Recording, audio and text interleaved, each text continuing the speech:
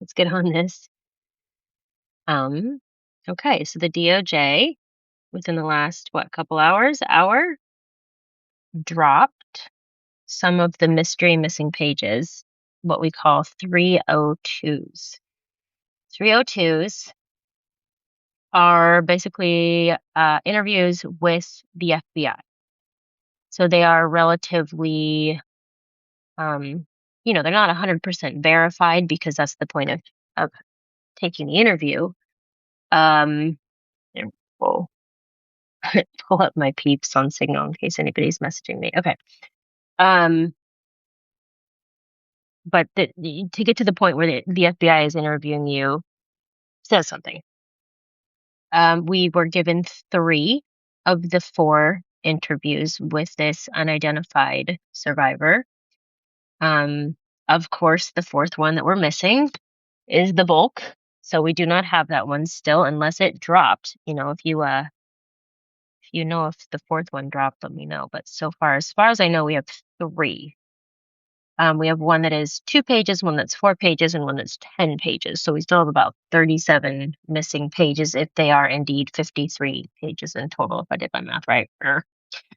Um, okay. These interviews were taken right around prior, sometime between the incarceration of Epstein and his death in 2019. So in August, it appears. Um, I try as I go through these files, I really try to be objective. I try not to have bias because I think when you read a lot of the documents, ooh, is Love here? Hi, Love. I think when you read a lot of the documents, you start to develop bias about what you think people do and say and how they act and, um, what their MOs are. Uh, and so when something like steps out of that, you go, oh, but that's not what they would do. They usually do it this way. Um, but I have to remember that I don't work for the FBI. And if FBI agents find stories to be legitimate enough to interview the same person 4 times, that says something. And this woman was interviewed 4 times. Some things that stuck out to me, there was a lot of discussion of drugs and alcohol. There was a lot of discussion of the credibility of the witness. I believe in the shorter of the 3, the 2-page one, which was actually from October, I guess. So that one was taken a little bit later. That one, she was more concerned with other crimes that she may have committed herself. And she wanted to make sure that the things she was saying, she wasn't asking. So let me back up. There have been several cases in the Epstein files where people gave information in order to erase the crimes they had committed, to benefit them, whether they were jail, cellmates, snitches, whatever, saying, I'll give you information if you reduce my sentence. This is not what she's doing. What she's saying is she wants to make sure in the course of her talking about the things that happened to her, if there are crimes that she committed or if it comes up that there are crimes in her history, that she does not be penalized for the crimes that she committed because she's coming forward and speaking about this thing that happened to her. So she's not asking for anything. She just wants to make sure that that does not bite her in the butt, basically. Here is something that stood out to me. And this, again, the more I get to know myself as we go through these files, this is part of this terrible adventure, is I have learned a lot about myself and how I read and understand and analyze information is that idea of a little bit of a photographic memory, maybe not, I don't know. But the name Atkins pops up pretty prevalently especially the longest. Oh, Waj, here, hold on. I have to message Waj while we're talking. Now want to come on, question mark? Okay, I'm still here, good. Didn't know if that would get rid of him. Let me see if I can have Dun, dun, dun. Let me see if Waj is here. Ba-da-ba-da-ba-ba. No, Waj is not here. Wait, is he? Is he? Okay, he says give him 5. Okay, so I'm just going to invite him and then he can pop on when he pops on. Okay. So Atkins is coming up. Jim Atkins. And the reason that struck me is because a couple of things. Jim is apparently from Ohio. He's described as being in his maybe 50s in the 1980s. White hair, big ears, hairy body. It's an interesting description. And I wondered potentially if Jim Atkins was maybe a pseudonym for Leslie Wexner. But then there could have been any number of men out of Ohio in that realm of disgusting, wealthy ridiculousness that happened with Epstein early on. It wouldn't have just been Wexner and Epstein. But the reason Atkins stuck in my head is because when I was doing the Journal of the Unknown Survivor, a couple weeks ago when we were decoding it, there was the description in there of a man named Atkins.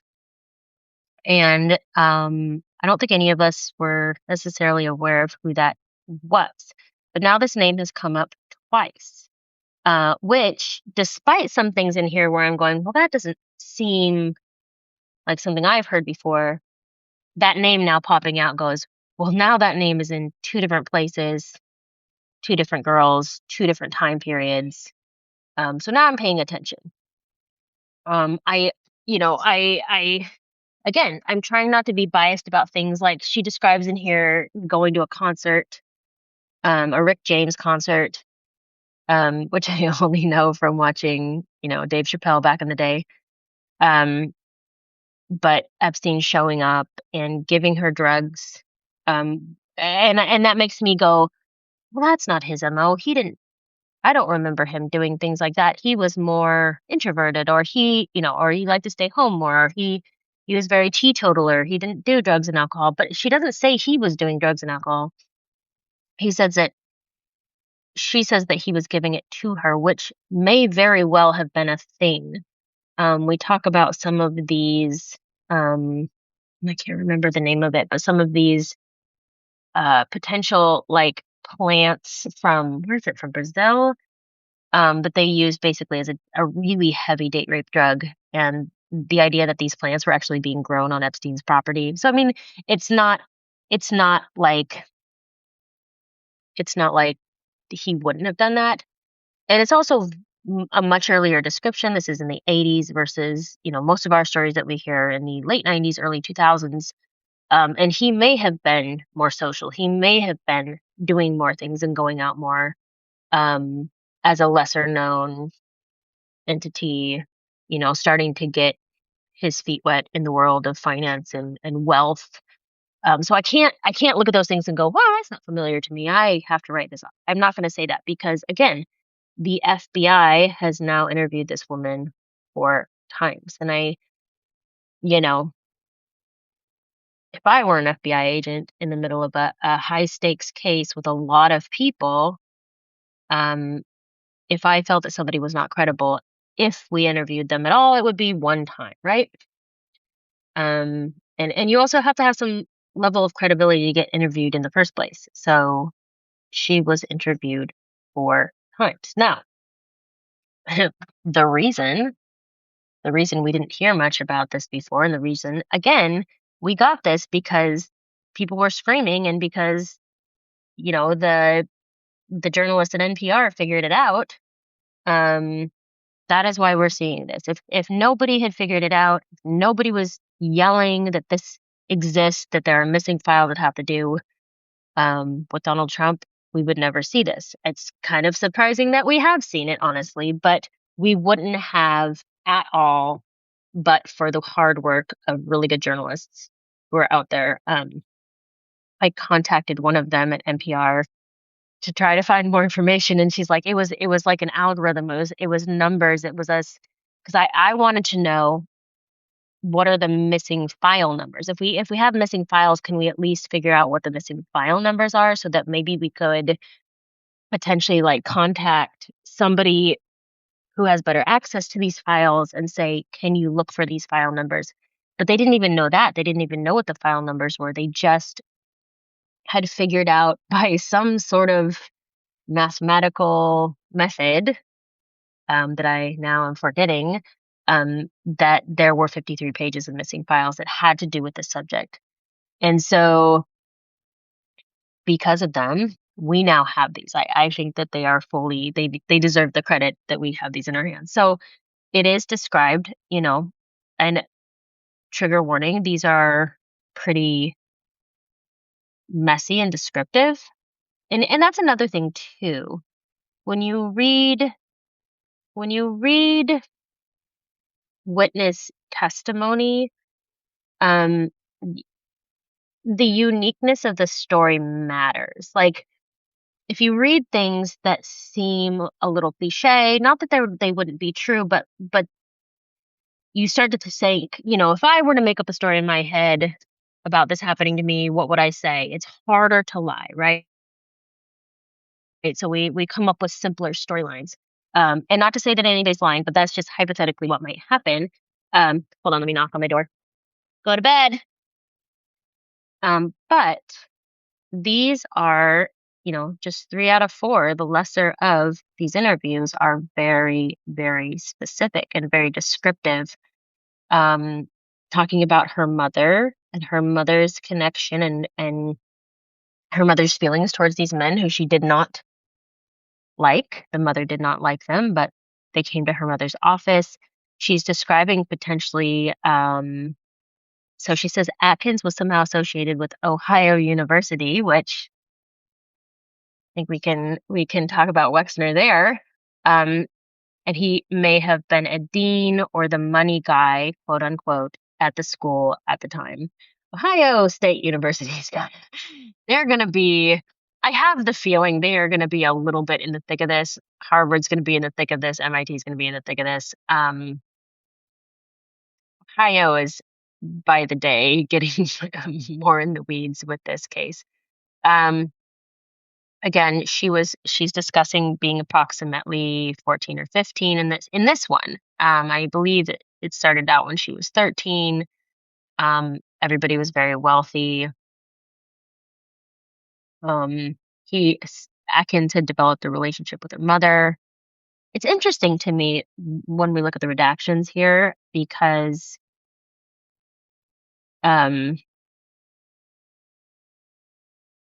yeah, it's really interesting because we know they're talking about a she because they say she often, but sometimes they will redact a pronoun. It'll say blank met Atkins not long after Epstein began sexually assaulting her. But the blank is very small. The redaction is very small, so we know it's a pronoun. So it's a she, and it makes me wonder why we're not supposed to know in that moment who they're talking about because it feels pretty obvious. But maybe that's just like par for the course. Maybe they have a standard that they have to take out the pronouns, but they didn't take out all of them. I mean, it says he was rude to blank and her brothers, and the blank is like a 3-letter blank, like it's very small. I don't know. I don't really know how to describe it. It's just like, why are you deleting the pronouns? We know who you're talking about. Um, she went to Epstein's house. There was an island. They describe an island, but I don't think it was the same island. It was somebody on a different island, some wealthy person. Again, this is supposedly much earlier than the time period we're used to talking about, but not, would have been around the time that Epstein was hanging out with Wexner's folks. She describes an accountant named Cecil, um, talking about fixing her mother's real estate books, like fixing, embezzling. Again, she's very worried about potentially somebody getting in trouble for other crimes that happened that may have been of lesser importance. And I don't think the FBI really cares about those crimes. I think they're paying attention to the story. She said her mother was sober. And she said that the threat must have been very real. So let's see. So she, again, redacted, recalled calling Atkins at the school where he was employed to ask whether he could help her and her mother. Prior to meeting Epstein, her mother had been sober.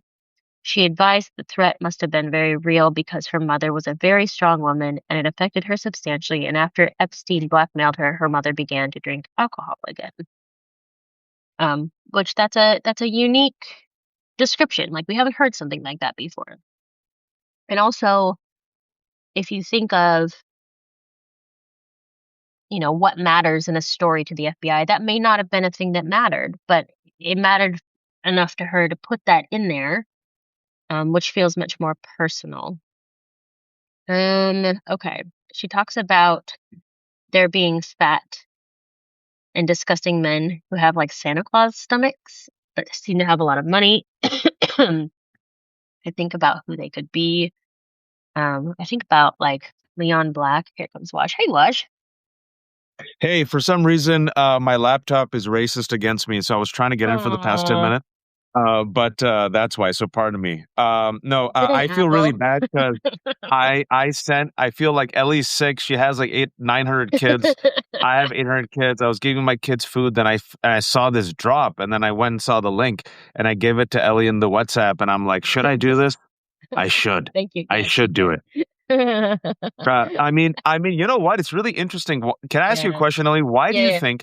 Because the timing of this is very curious to me. Yesterday, Pam Bondi, the Attorney General, the House, bipartisan, voted to subpoena her. So now she has to appear in front of the House. That was yesterday, and then all of a sudden today, Ellie, we finally get these three missing summaries. Why is that? And we don't have the biggest one, though. We're missing the most important and longest one. I don't know. It feels like in the past 2 days, like let's say 48 hours, a lot of very strange and very strange things have happened politically and with candidates and with documents and with firing Kristi Noem and with Iran. It feels like a whole bunch of stuff is getting really shaken up. I don't know if it is all connected. Um, but it just feels like somebody is stumbling. It feels like people Yeah, are I stumbling and trying to figure out think. what the heck to hang on to. Yeah, I feel many people are stumbling Yeah. because and the fact, folks, the chaos. I think it's all coming to a head. I remember Ellie was like, I said it would give it a year before these people f up. It's almost been a little bit more than a year. Hmm. They're all turning on each other. A case in point, you have Kristi Noem. Kristi Noem now is gone. I'm curious to see if Kristi Noem goes quietly. Then you have Marco Rubio going against Pete Hegseth. Apparently, they're at each other's throats. Then you got Pam Bondi. They're not going to throw Pam Bondi under the bus. And the reason I was talking to Rick Wilson earlier today, Hmm. the reason why we both agreed they won't throw Pam Bondi under the bus is she knows where the bodies are buried. Maybe Yeah. literally. Um, Hmm. I Well, and want to. she's I in don't. too deep. She's not gonna like back out now to save herself because I don't think she can save herself. If she backed out and we impeached and the administration changed, she would go to jail. So she That's has to right. stay and she has to see it through now because she has no other options. She's gotten in too far. I would say her. I would say Stephen Miller. I would say Pete Hegseth. Those are Hmm. the three, maybe even Cash Patel. Those are the three Hmm. or four I think who are so in it that they're just Yep. going to be going down with the ship regardless. With Right. Christie, I think they realize, okay, she's going to be blonde Barbie just sitting there cosplaying anyway. Let her do what she does. I'm very curious though, because what she said yesterday, the last 2 days when she was being grilled, is she said, I was just following orders from Stephen Miller and the Trump and the president. So I'm very curious if she takes her vengeance out. But then She's again, already I got a do. literary agent, you know Yeah, yeah. She goes, it. I'm gonna be the centrist panelist on CNN's new Mm. show. I hope Oh, you all can yeah. see it. Yeah, But great. but what I think is really interesting is, like you said, is the fact that this happened a day after. Uh, do you think this was them? Do you think this is Pam Bondi saying, "Fine, they're probably gonna grill me over these three missing documents. Let me just give them this. I'm done." I don't know. I don't know because, I was talking, so I emailed one of the people that wrote the article originally about the missing documents. Because what I was trying to find was the missing file numbers. If we didn't know what the files were, what were the missing file numbers? Did they have that? And they said they didn't. But they had created this some sort of mathematical system to figure out what files were missing. And I think there is a lot of heat on the DOJ because they're dealing with very intelligent people in journalism. You know, those two people at NPR did a fantastic job digging this up and discovering it. And whenever that happens, the American people start screaming until they get what Sure. they want. We're spoiled children. We get what we want. Um, and so I don't think they felt like they had. I mean, I'm still surprised that we haven't. I don't know why ultimately we got it. I just don't feel like it was Pam Bondi going, "Oh, fine." You know, I just don't think that's something that she does. But just on another side of things, like I'm originally from Montana before I moved here, and watching Montana politics yesterday and all the people scrambling and disappearing and dropping off the ballot 5 minutes before the deadline, like something's going on. Like Yeah. something's happening in the Republican Party where people are starting to run scared. And I feel like this is connected in some way. Like people are just dropping and running. Yeah, and you see this happening now. You're going to see them turn on each other, folks, because in Yeah. Texas you're going to have a brutal fight between Cornyn and Paxton. Paxton does not go down quietly because it's heading to a runoff. Now you're seeing Republicans. I know you saw in Texas begging Tony Gonzalez to drop out. For those who don't know, Tony Gonzalez is the guy, who had an affair with his aide, and then his aide killed herself by Yeah. burning herself alive through Oh, self-immolation. God. And instead of losing, he's in a runoff. And you're seeing them overreach on immigration. You're seeing them overreach on the economy. You're seeing overreach on the war. And I don't know if you saw it today, but now Tucker, Donald Trump turned on Tucker, and not because of the, I don't know, anti-Semitism and the hate, is because Tucker is They're now all openly terrible against people. the war with Iran. So, but Yeah. it's fine if Tucker just kisses ass, he'll come back. So literally, you're seeing now them turn on each other. Yeah. You're seeing them throw each other under the bus. And I really do think, Ellie, you're onto something here, is because the fact that Kristi Noem is gone, these people, they do the Roy Cohn style of politics, never Mhm. apologize, never back down. So the Right. fact that they had to get rid of Kristi Noem, they must have seen, we can't put enough lipstick on this. We need a fall person. We have to protect Miller. Okay, Kristi Noem, you're gone.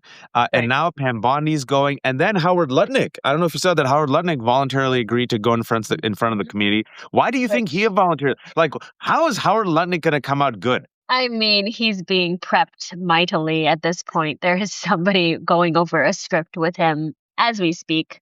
Uh, I really just feel like they're going, oh, we have 7 months, 7.5 months till the midterms. Who's going to go down with the ship? Like, who's willing to go into that bunker with us that we are digging under the ground? Who are the hardcores and who aren't? And we're going to start, letting off dead weight. I really just feel like they're looking at an end game, and the end game is November. And can I ask you this, Ellie? Because I was there.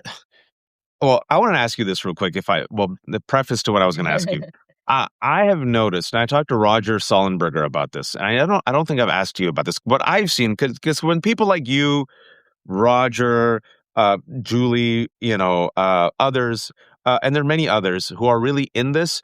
Uh, with you and a few others, I feel like, okay, you really care about the victims, you care about the story, and because you do the hard work, then a positive end result of that hard work is people notice you and they respect you and that helps you, right? Mhm. But you're like, oh, if someone's doing good work, you're not going to shiv them. You're not really interested in the scoop.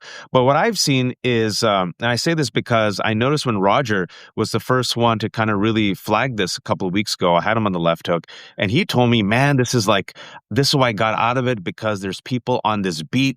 I don't want to name them. You know a few Right. of them. Mhm. They're really angry at me because they didn't discover it first, so they're trying to discredit me. I'm like, what the hell? And then I saw a few people who are I won't mention them. I don't think you guys all know them, but they're covering these beats for other outlets. And Yeah. then in order to undercut the scoop that Roger got, they said, well, this lady is not credible at all because completely Yeah. unsubstantiated, and it's just wild and it's outlandish, and people shouldn't pay attention to this. And this person who said this works for an outlet. And I'm like, what the hell? And then I responded to her and I said, just because it's not substantiated and just because it's not proven doesn't mean it's not credible. And if it isn't credible, fine. Why'd they hide it? They should come up with an excuse for. I Mhm. mean, if it's in Donald Trump's interest to have this out in the public. Say, this lady's crazy. You have no idea how many crazy Yeah. tips I got. Look, this is crazy. This is crazy. But they didn't do that, Ellie, with this one. With this one, they scrubbed it. They scrubbed three of the four interview summaries. And furthermore, a settlement is not admission of guilt. This same victim, who was 13 to 15 years old in the 1980s, folks, or those who aren't following the story, who are joining us late, who claimed that Donald Trump sexually assaulted her. She was given a settlement. She won a settlement. Mhm. She was given a settlement by the Epstein estate in 2021. Again, settlement is not admission of guilt. But it seems by the Right. four interviews and the fact that there's a 21-page slideshow, Ellie, to me, it's enough to warrant that the FBI thought she Yeah. was credible.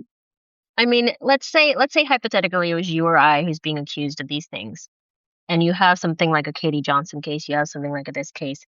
Like, how much would you get on the air and talk about evidence and your history and why you know it not to be true?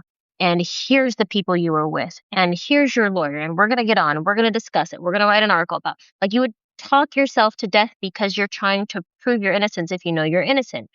Donald Trump just saying, I've been exonerated, I don't want to talk about it, just makes him look so suspicious. So like I mean, even Katie Johnson, he's never gotten on the air and like had a big conversation about the Katie Johnson case. That case is humongous.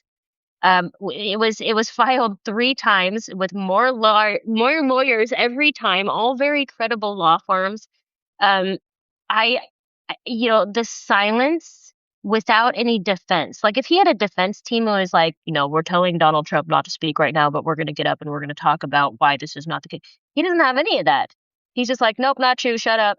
You're ugly. Like get out of my press room. I don't want to talk to you. Right? Like Go that doesn't. away.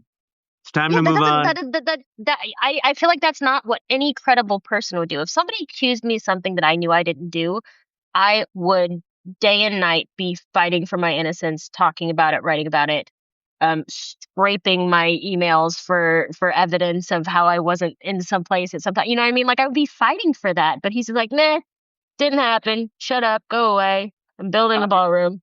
And what's interesting is I published that one page that got released today, the really graphic page that what you and I have talked about, the allegation about Yeah, what he did to this girl, and that page alone, I see people are sharing that page, even if Ellie, if it's proven to be, if it's proven to be, it's whack, it's gross. That page is so disgusting. yeah, That the description of it, and then the history, the MO, the pattern of Donald Trump, yeah, right? He's been yeah. held liable for rape. He bragged about grabbing women by the pee. He's had what, nearly 24 credible accusations of sexual assault. He 31. parted 31. Okay, that's very good to know. Very good to know. 31. So nearly 36. I should change it Yeah, up. 31. There were what, four women who were then girls who said that this creep in his 50s was looking at them yeah, in the Miss Teen USA dressing room. The way he's talked about his daughter, the allegation. Ivana, his first wife, said that he raped her and then she walked it back. yeah. This seems to be a pattern, like a Right. pattern, an MO. Right. And I was saying this before you hopped on here. Like I've read a ton of documents, and I can sometimes get stuck in my head about like this is what Epstein would do. This is his MO. This is the only way he ever does this. This is his method of abuse. And so when something pops in and it looks a little different, I go, well, hold on, that's not how he would do it. Um, but with this case, what you have to remember is it was credible enough for the FBI to meet with her in the first place, right? They don't Yeah. meet with everybody who comes forward with a police report, but they met with her 4 different times. And who Epstein we know of in 2001 may not be the same Epstein that existed in 1986, 87, 88, whatever this is. He may have been more social. He may have been more involved in drugging girls. He may have been at a concert. Like that's not something that I would think of later on him being at a concert. But in the 80s, he may very well have gone to a concert, right? He was much younger. And so I can't get in my head about like what I think he would do and what sounds different to me because it was credible enough for an FBI agent to sit down with this woman on 4 different occasions and credible enough for them to hide it from the American public from us seeing it, right? That says something too. That makes it more credible to me if they don't want us to read it. Um, and so I have to like not get in my head about those things and decide what is real and what isn't real based on what he usually does, right? It's yeah, it's but it's one that like you keep circling back to it that if they have nothing to hide, they have nothing to lose, and Right. everything they've done so far, like reeks of cover up. Like just release this in the original dump, and then I don't know, it'd get lost in the fog of war, literally. And I remember, was it 2 days ago? 2 days ago, I think it was. Al Jazeera or someone said that people are forgetting about the Epstein files. Well, here you go, Ellie. I I guess wish, not. you know, I wish I was at a point in my life when I could forget about the Epstein files, but we're not there. I mean, this is not done yet, and people still need help. And, I think about these women. There's over 1,000 women, and everybody, I think when people see them, come to Washington or speak at a press conference, I think there's some thought in the back of our head that they are like financed, like they have money to do that. They've got great legal teams that are all paid for. And they don't. Like they do have a lot of pro bono lawyers, but these women are like paying for their own hotels, paying for their own flights. Like they're working 9 to 5 jobs. They do not have lawyers that can go up against a billionaire's lawyer to fight and say whatever they want, right? They're doing this on a dime. They're not Woody Allen, they are not Jeffrey Epstein, they're not Donald Trump. They do not have the resources. And so when I think of like, I wish I could forget about the Epstein files, like if we forget about the Epstein files, then we have failed the little girls from the 90s. We failed them. And I was a little girl in the 90s. And I think about what would it be like if somebody had walked away from me and said, I'm sorry, I can't help. Right. Yep. And so I'm not going to do that. I'm not going to do that. I'm going to do my best. Um, to find an end of this investigation that's a legitimate end. It's not just, it's not an Al Capone tax evasion. And like, I want to see these men go to prison for the things that they actually did. And folks, if there was no there, Lord Mandelson would still have his job. Prince Andrew would still be a prince and not just Andrew. There would not be criminal investigations into Andrew and Mandelson. Paris would not have opened up two Yep. investigations. New Mexico would not be investigating Zorro Ranch, where there might be bodies Yep. buried. If there was no there, people not be losing their jobs or resigning or apologizing. The Peter Attia would still be a CBS contributor. And Barry Weiss tried her best to keep him, but it was too much. Howard Lutnick should be without a job, but it just Right. goes to show you that as heads are rolling in Europe, folks, no Right. investigations by the DOJ. And the fact that there's no investigations is again another tell that this is a cover up. Right. And every week now we have like another Epstein sordid scandal in academia. You have academics resigning. Then you have Mount Right. Sinai, which again goes back to Glenn Dubin and Eva Dubin. Then you have Israel and Russia. You have the financial ties. You have J.P. Morgan. You have academics. You have Woody Allen. You have Bill Gates, who I don't know if Bill Gates can recover from this, but he's had to apologize apparently to his foundation and said He's I got a had lot sex. more to say. He did like a 2% admission. I had Yes. sex with two Russian women. Where'd the Aha. Russian women come from? Were you in Russia looking for women? No, you weren't. People were bringing you Russian women. Who was bringing you the Russian women? Well, And I really want to. What do you mean women? How old were these women? mhm. They always Even say folks like, 20. They're 20. They're 20. They're 20. That's all they we- all through the files. Bring me a 20-year-old. That's like and I don't code. want to judge anyone for whatever because 20 is legal, but I still don't think gross. they were 20. Still I think gross. that's just the number they always said. I want a 20-year-old because that sounds like an Like adult. these men are in their 50s and 60s and they're just going for 19, 20. That's Mhm. kind of gross. That's just my take on it. Don't want to judge Right. anyone. I just Right. think it's a little gross. But just Um, okay, I was gonna get back to the academia because that was something that popped up in these files. If you're okay with me going that you mean direction. Edge, the intellectual salon? No, not even that, but I mean that. But like in these 302s that we got today, they talk about this guy named Atkins, right? And that Yeah. struck. I'm sitting in the parking lot at my kid's school waiting to pick them up from baseball, and that name goes click, and I go, huh, I've heard that name before. I think that name is in the Unknown Journal. I'm gonna go back and I'm gonna go look back and see if I can find the name. Sure enough, Mr. Atkins is in the journal that is from anywhere from 99 to 2001. Could it be a different Mr. Atkins? It sure definitely could, but that's twice I've seen that name, and he is described as somebody who's in academia at the University of Ohio.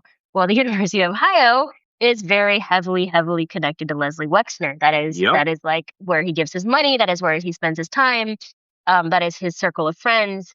So that is not unlikely. That is not an unlikely story. And again, that is a unique detail.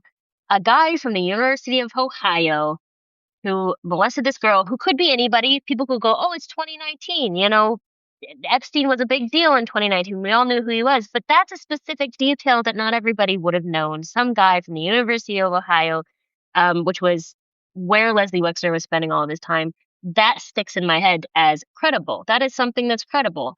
And again, Mr. Atkins, that is something that is credible because that's something that has popped up elsewhere. So those are the things that I'm going to pay attention to, even if other things I go, I haven't heard that before. That sort of sounds weird. Well, maybe, maybe not. Those things all of a sudden go, well, that rings credible. And for those who don't know what Ellie's talking about, the whole Ohio of it all, Mhm. I have friends in Ohio, and they say, man, Wexler's name is everywhere.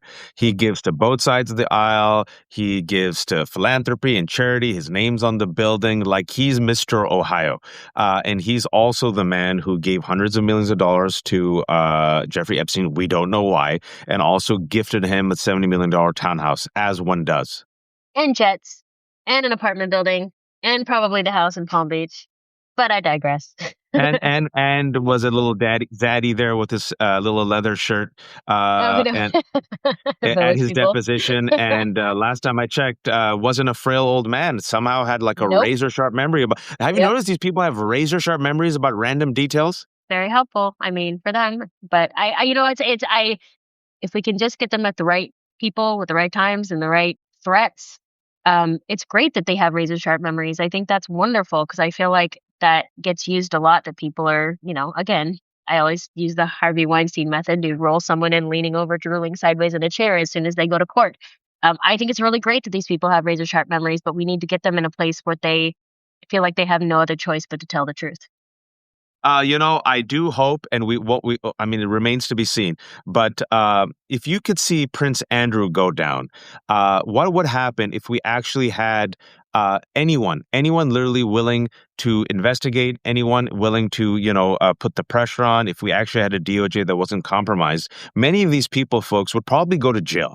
I mean, I'm going to go ahead and say it, Mhm. but the fact is, we have a cover up. So as Andrew is now just Andrew, as there's literally criminal investigation, as there's a criminal investigation when it comes to Mandelson, when it comes to the United States of America, all these people, I mean, it took so long just to get them deposed. We have the Clintons being deposed, nothing about Donald Trump, who said instead that Right. it's time to move on. It's time to move on. Again, as we talked earlier, Dubins, their name keeps showing up. How come Wexner is all over it? Mhm. Leon Black, Everywhere. Chase. Again, Why did Chase give him money after he was right. convicted? Right. Again, this is what I said earlier, and this is something that has stuck in my head. If you or I were documented throughout our life for 3.5 million files, if there were 3.5 million files out there on you or I, and we had a best friend for 15 years in the middle of it, how would there be no files about that best friend? How would they not exist in those files? I don't know. This, yeah, the good news is that he did try to distract. Two things can happen at the same time, I said, Ellie. Number one, this could be part of the plan. They Mhm. follow the Christian Zionists and the religious extremists and Netanyahu and got ourselves dog walked into this quagmire in Iran. And it's a distraction. The distraction seemed to work for a couple of days, but I think we were talking earlier to Zev, and I gave the example of OJ. I was old enough; I know exactly where I Yeah, was when I right? saw the OJ Bronco chase. Folks, back in those days, we didn't have social media. All of us used to No, watch the same thing, which in a way was kind of pleasant. There was a right? water cooler conversation, literally, just like, "Hey, did you see, the award show last night?" Yes, I did. Now Hmm. everything's fragmented. We're all balkanized, but all of us. Literally, all of America was watching that Bronco chase live on television. Hmm. That was 1994. Ellie, the Yep. year is 2026. People are still making money off OJ. So, and this He's is, dead. and this is like times thousand. Right. Yeah. Celebrities, Prince, royal family, conspiracies, money, Yep. sex, and violence. Yeah. This is not going to go away. It is a very David and Goliath case, if there ever was one. It's the survivors, it's the American people up against every top 1% of the 1% of every industry. Like It's the top film. versus bottom. It's literally Yep. the bro oligarchy versus the rest of us. You Yep. cannot have scripted it more. If you thought there was no such thing as a bro oligarchy, if you thought, nah, the 1% in that isn't that bad, the Epstein class shows you it's a big club and we ain't in it. Mhm. And I believe politically, anyone who leans into the fight against the bro oligarchy and simply just pivots and says Epstein class, you're gonna win. Like you're gonna be like, it's us versus the Epstein class. They're raping our kids and they're getting away with it. Do you Yep. want these people to get away with it, not be taxed, take up all of our milkshake, take our daughters, or you want change? I don't know. I think the Epstein scandal, Ellie, might Right. actually work in tandem with the righteous rage that people have when it comes Right. to income inequality, and coming together, it gives us a narrative and a story, literally, like that we thought was conspiratorial. But no, the Yeah. 1% of the 1% are truly uh, perfectly fine destroying us vis-a-vis their own emails, and they Yeah. think they're better than us, and they want to do eugenics, and they Well, believe in crypto. I will give you an example of how bipartisan this case is. I got the QAnon shaman in my comments today agreeing with me. I don't want to talk to the QAnon shaman, but he's in my comments. And I thought, what kind of journalistic milestone is it for that guy to show up? But that just shows how freaking bipartisan this case is. Like, when have we agreed on anything? When would I have agreed on anything with the QAnon shaman? That guy's a whack job. But And I had to debate him on Piers Morgan's show, and I'm like, I had no idea. was he in full regalia? No, he was off the regalia, but a total nut, and I Yeah. had no idea, and I'm like, the F my life.